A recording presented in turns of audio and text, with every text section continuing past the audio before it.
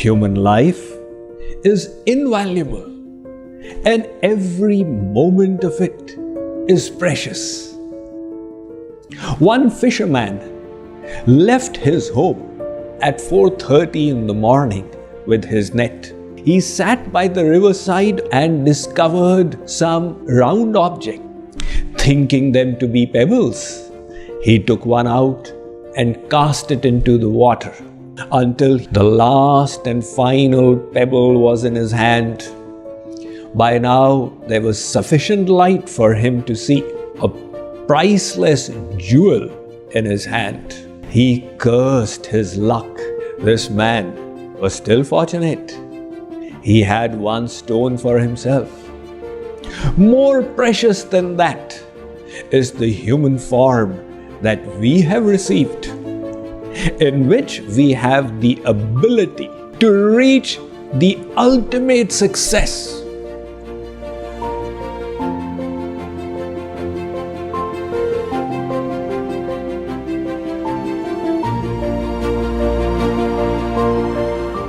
One of the most wasteful and destructive activities we can engage in is gossiping. However, the material mind loves it. Somebody comes along. You know, that friend of yours whom you think is so nice? Yeah. Should I tell you something? Go ahead. This kind of activity, this gossiping, it is so destructive. We have seen it destroying organizations, creating tension in families, breaking up the best of friendships, and yet we don't desist from engaging in it. The injustice of it is that the person being gossiped about is not even aware and not even given a chance to defend himself or herself. Just like we eat foods with the mouth, what we hear is diet for the mind. And gossip only reduces our mental health because it gives a kind of material rasa. It becomes like a vice, and people love to indulge in it again and again. Statistics reveal that 50% of the talk in offices is about others. And how will it benefit? Are we talking about the achievements of others? If so, well and good. But invariably, it's about their defects, their deficiencies. It is all unverified. The person who engages in gossip is grossly wasting his or her time. Human life is invaluable, and every moment of it is precious. Where is the time to talk unnecessarily about others? Let me tell you a story. One fisherman left his home at 4:30 in the morning with his net.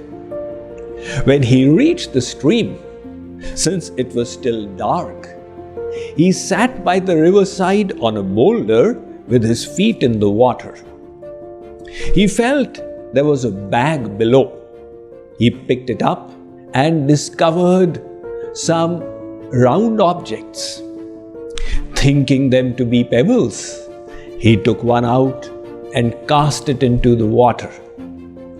The plop sound gave pleasure to his ears. He took another and cast it, and yet another, until he had the last and final pebble in his hand. By now, there was sufficient light for him to see. So, he turned to it to see what he was holding and was shocked to find a priceless jewel in his hand. He cursed his luck. He said, "What? God gave me 25 such precious stones? In my ignorance, I threw 24 of them away. How unfortunate I am. However, this man was still fortunate. He had one stone for himself.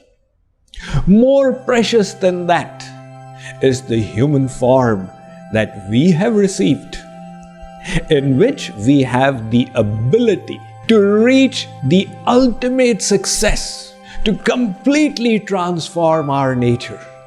If we are wasting it away in frivolous activities such as gossip, it means the yearning, the aspiration for life transformation is not yet deep enough. There is another defect in gossip. If we are speaking ill about a third person to somebody, it conveys the message that tomorrow we'll speak ill about this person to somebody else. It will reveal a weakness of our own character.